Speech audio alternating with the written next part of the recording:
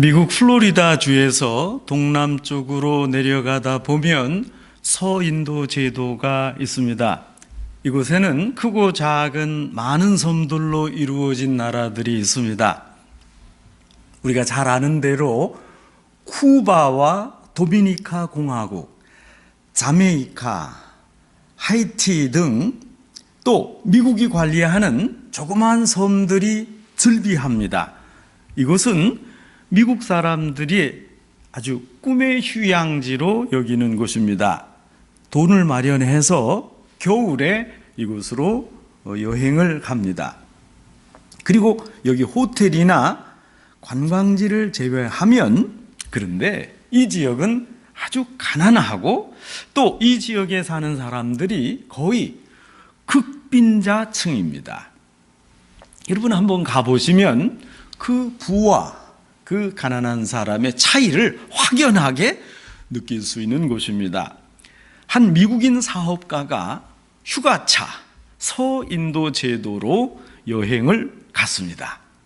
하루는 한가하게 바닷가를 거니는데 그곳 원주민의 한 어부가 고기를 잡고 있었습니다. 그런데 그 어부가 그저 하루 먹을 정도의 분량 고기 몇 마리만 잡았습니다. 그런 후에 자기 집으로 돌아가서 아이들과 놀고 또 편하게 해변가에 와서 다시 쉬고 있었습니다. 이 사업가는 생각했습니다. 아니, 여름부터 열심히 일해야 겨울을 준비하지 않겠나. 이제 바다 물고기도 없어지고 또 식물도 없어지는 추운 겨울이 왔을 때 등 따숩고 배부르게 지낼 수 있다 하는 개미와 배짱이 이야기에 익숙한 사업가는 이 게으른 원주민 어부를 이해하지 못했습니다. 저는 80년대 중반에 말레이시아에 공사차 간 적이 있습니다. 여러분, 말레이시아는 더운 나라입니다. 그저 이 주변에 흐드러지게 잡곡과 과일이 많았습니다. 그런데도 그 게으른 말레이시아 사람은 안 땁니다. 여러분, 조금만 개가 나면 훨씬 더 많은 수확을 거둘 수 있을 텐데 그러지 않습니다. 그저 자기 먹을 만큼만 먹고 집에 와서 쉽니다. 그러니까 아주 게으르고 또 그렇게 작물이 풍성한 나라에서 가난하게 살고 있습니다. 저는 답답하고 이해가 잘 되지 않았습니다. 이 사업가와 같은 생각이었습니다. 아니, 왜 저렇게 살까? 저 사람이 저렇게 게으르니까 이렇게 가난하게 살지 하고 생각했습니다. 바다에는 물고기가 넘치는데 계속해서 더 열심히 잡으면 더 많은 돈을 벌 수 있고 큰 사업을 할 수도 있는데 왜 저 어부는 꼭 하루 먹을 분량만 잡고 나머지 시간은 그저 빈둥빈둥 놀고 있나? 이것이 안타까웠습니다. 사업가가 며칠을 보다가 참다 못해서 어부에게 물었습니다. 아니, 시간을 내어 열심히 고기를 잡으면 돈을 더 많이 벌 수 있을 텐데요. 어부가 이 말을 듣고 대답했습니다. 돈을 벌어서 뭐 하게요? 아니, 돈을 많이 벌면 이보다 잘 사는 미국에도 갈 수 있고 미국에 가면 더 많은 돈을 벌 기회도 얻을 수 있지 않습니까? 아니, 돈 많이 벌면 뭐 하게요? 돈을 벌면 아무래도 여유롭게 은퇴할 수 있고 당신이 다시 이곳 고향으로 돌아와서 편하게 살 수 있지 않습니까? 돌아와서 이제는 매일매일 그날 먹거리를 먹고 아이들과 재미있게 지내면서 아무 걱정 없이 편하게 이 해변에서 살 수 있지 않습니까? 이 어부가 듣고 보니까 너무 이상했습니다. 아니, 지금 제가 그 생활을 하고 있지 않습니까? 내가 이렇게 여유 있게 지금 지내고 있지 않습니까? 사업가는 이해가 안 됐습니다. 어부도 이해가 안 됐습니다. 서로 이해하지 못했습니다. 여러분, 지금 이 사업가와 어부의 차이점이 무엇입니까? 사업가가 볼 때 이 어부는 너무 가난합니다. 게으릅니다. 가난하기 때문에 불행하다고 생각했습니다. 이거 착각 아닙니까? 그러나 사업가가 주장하는 성공의 길, 열심히 돈을 벌어서 목표를 달성한 후 전개되는 삶은 결국 현재 가난한 어부가 살고 있는 그 생활이었습니다.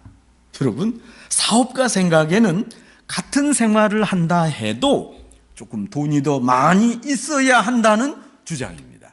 그래야 행복할 수 있다고 생각한 겁니다. 이 사업가의 기준, 행복의 기준이 무엇입니까? 얼마만큼의 돈이 있느냐? 얼마만큼의 많은 돈을 쌓아놓고 안전하고 편안하게 사느냐? 그런데 어부는 그 돈이 없어도, 그 축적한 재물이 없어도 지금 마음 편하게 살고 있다, 이렇게 고백합니다. 성도 여러분, 여러분은 어느 쪽입니까? 돈이 있어야 안전하고 행복합니까? 그래야 마음이 든든하겠습니까? 도대체 인생의 성공이라는 것이 무엇입니까? 우리가 다시 한번 우리 인생을 진지하게 생각해야 됩니다. 인생의 목표가 무엇입니까? 성공한 인생이라고 할 때 그 근거와 기준이 도대체 무엇입니까? 여러분의 성공 정의가 어떻습니까? 세상 사람들은 오로지 보여지는 성공, 화려한 외형적인 업적에 관심을 집중하며 살아갑니다. 서점에 가도 성공에 대한 책이 넘쳐납니다. 여러분, 이 미국 서점에도 그렇습니다. 30세 전에 100만 불 만들기, 재테크, 노하우, 어떻게 하면 더 빨리, 더 많은 돈을 벌 것인가에 대한 방법으로 주식 투자의 지름길 등 아주 수많은 책들과 잡지들이 있습니다. 여러분, 인터넷에 가보면 나는 이제껏 투자하고 또 사업을 벌여왔는데 한 번도 실수한 적이 없다, 그러니 내 말을 들으라, 그런 인터넷이 너무도 많습니다. 여러분, 이런 반면에 우리는 왜 돈을 버는가? 이런 생각은 의외로 적게 합니다. 그저 기본적으로 받아들이는 생각은 돈이 많아야 행복하지, 이게 밑바탕에 깔려 있습니다. 세상의 성공이 곧 행복이요, 행복은 성공을 통해서만 이룰 수 있다고 주장합니다. 아마도 우리 잠재의식 속에 그렇게 새겨져 있습니다.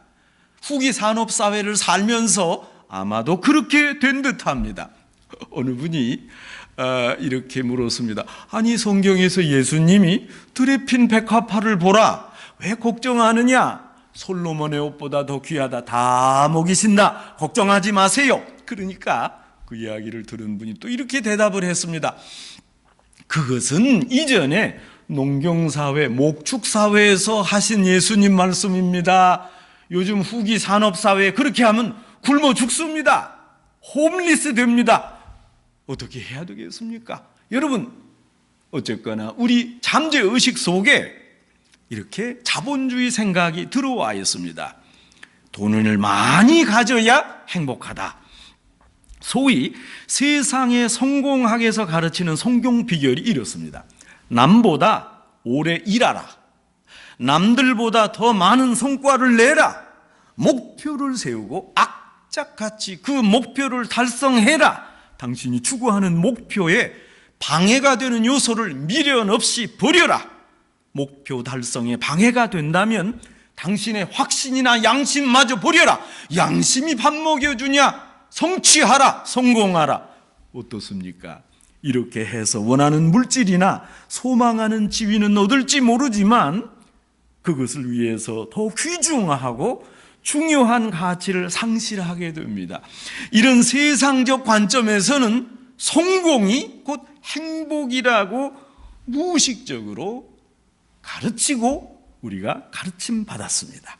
성도 여러분, 저는 이 아침 또 다른 성공의 비결, 행복해지는 비결을 여러분께 소개하고자 합니다.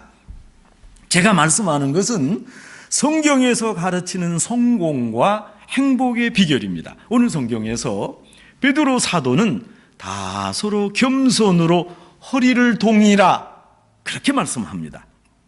성경에서 말하는 행복의 제1비결은 겸손입니다. 허리를 동이라는 말이 무슨 뜻입니까? 모름지기 베드로가 이 편지를 쓰면서 마음속으로 생각했을 겁니다. 그리고 그 마음에 그리는 분이 있었습니다.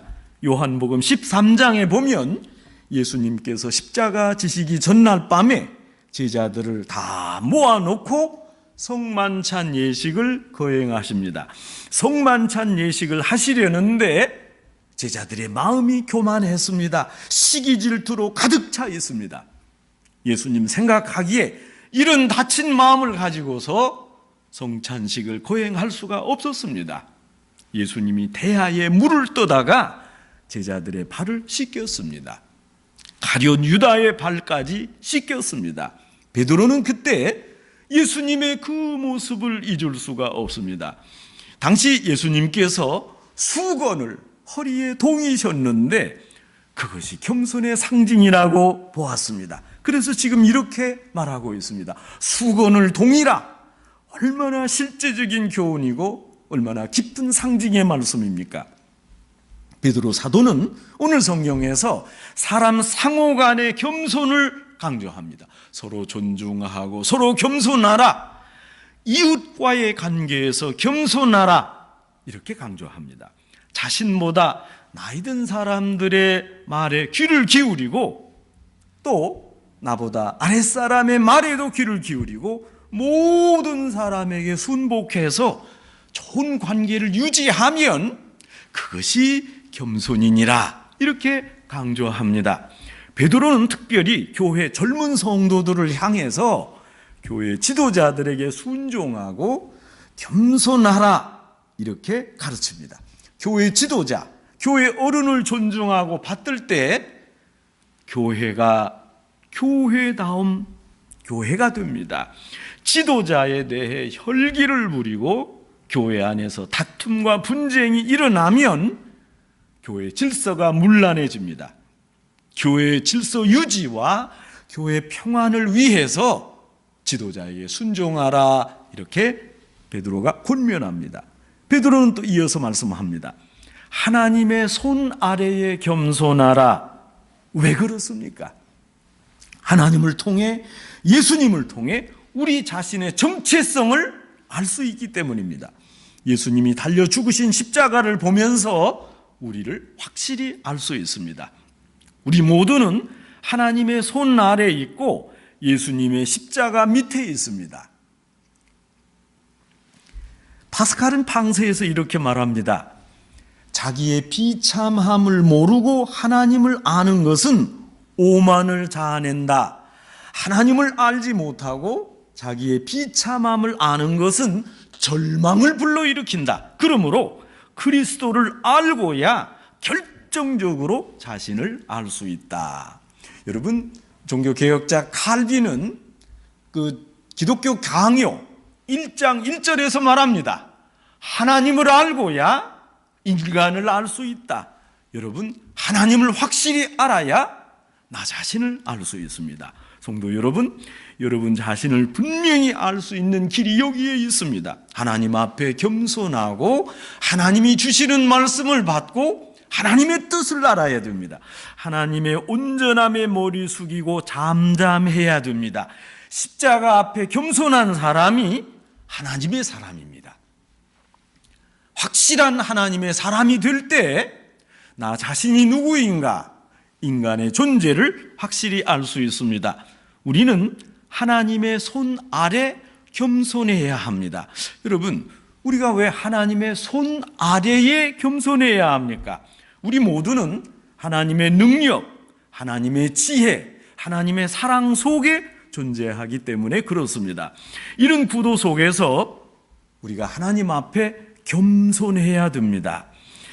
여러분, 교만하면 안 됩니다. 성경에 아주 중요한 비유가 있습니다.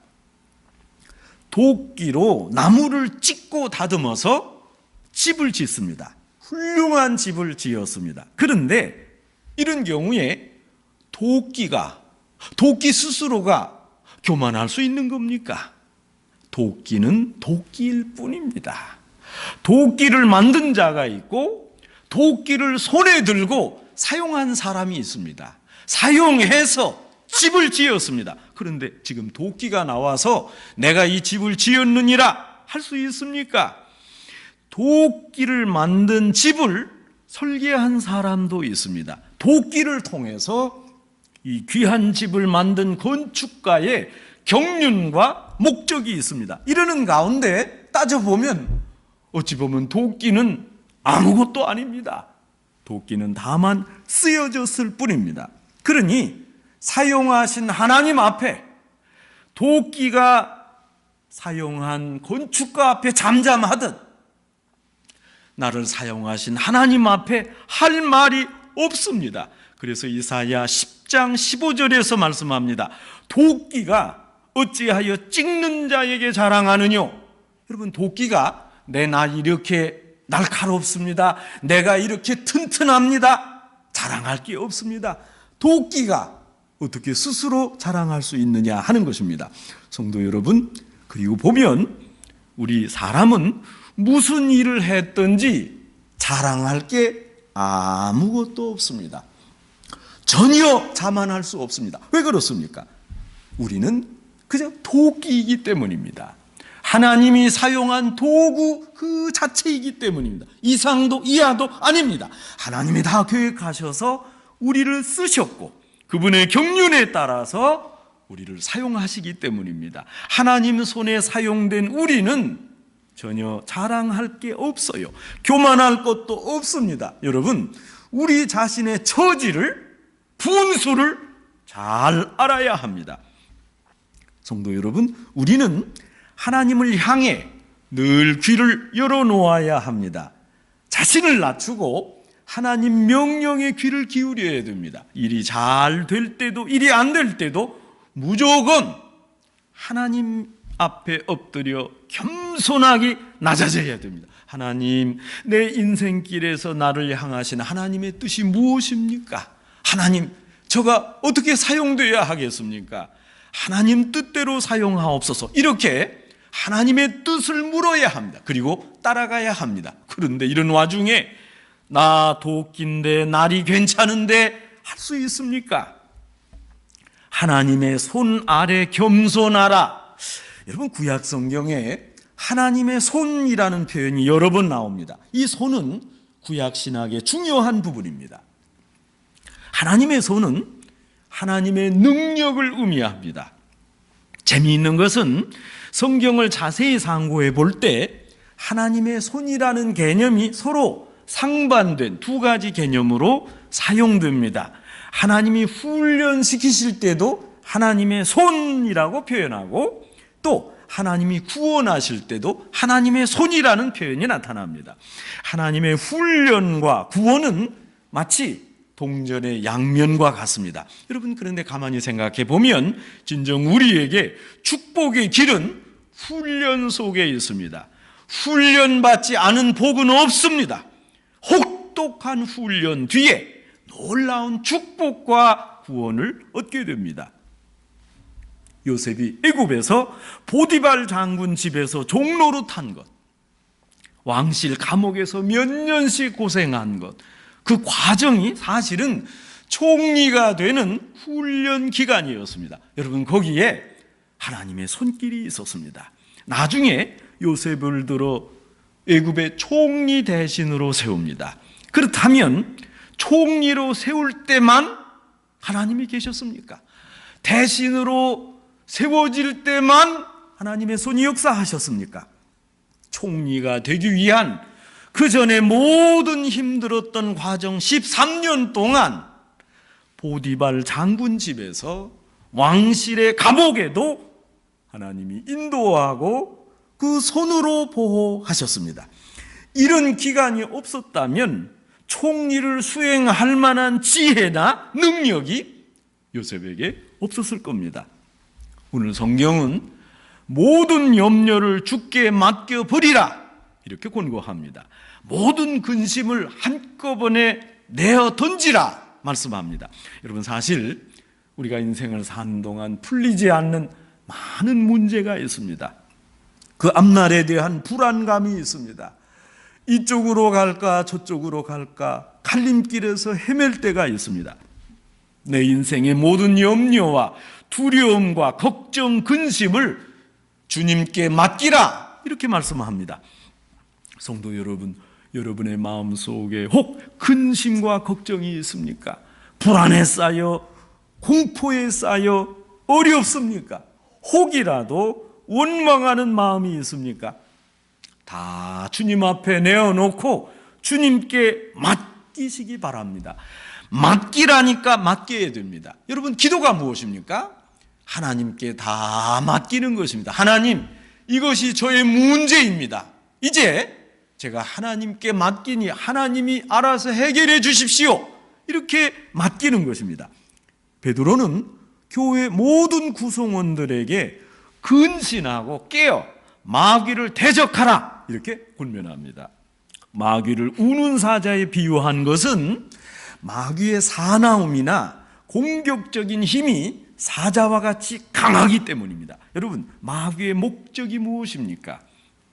그리스도인들에게 무서운 박해를 가해서 그들로 하여금 믿음을 버리게 하고 결국 멸망시키고자 하는 것입니다. 이런 과정을 통해 볼 때 베드로는 성도들에게 고난을 이기라고 강조합니다. 고난을 이겨라, 마귀를 이겨라. 고난을 이길 때 하나님께서 고난 중에 있는 성도를 보호하시고 온전케 하시고 궁극적으로 영원한 천국에 들어가게 하십니다. 성도들이 당하는 고난의 출처가 사단의 괴계요, 이 고난을 통해서 성도를 넘어뜨리고자 하는 것이 사단의 목적입니다. 여러분, 이 점을 분명히 명심해야 됩니다. 이러는 가운데 성도들은 오직 겸손하게 자신을 깊이 성찰하고 하나님의 온전하심을 바라야 합니다. 삶으로, 영성으로 본을 보여주었던 헨리 나우엔이 세상을 떠나기 1년 전에 써놓은 안식의 여정이라는 제목으로 출판된 일기장이 있습니다. 이 일기 속에 신앙인들이 주의해야 할 일들을 조목조목 경고했습니다. 믿는 사람들이 주의해야 할 첫째, 남의 선망이 되고자, 선망의 대상이 되고자 하는 마음을 버려라. 사람들로부터 인정받고 칭찬받을 것 잊어버려. 성도 여러분, 남의 선망이 되는 동안 내가 교만에 빠집니다. 그렇게 되면 고독해지고 이기주의에 빠집니다. 더 나아가서 근거 없는 근심에 빠지지 않도록 조심해야 됩니다. 이렇게 되면 결국 신앙을 저버리게 됩니다. 남의 선망이 됐다가 어떻게 된 것입니까? 하나님을 떠나게 됩니다. 하나님은 교만한 자를 물리치십니다.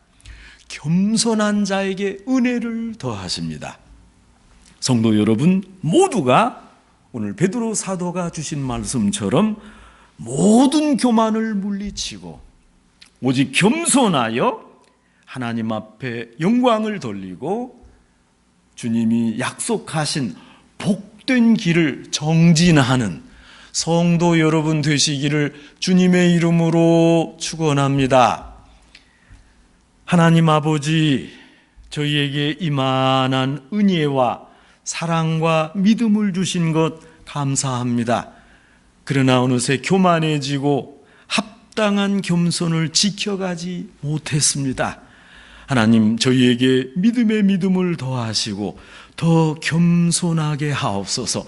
이제 온전히 충성하고 겸손한 자에게 주시는 은혜를 받아 항상 기뻐하며 사는 주의 제자 되게 하옵소서. 예수님의 이름으로 기도합니다. 아멘.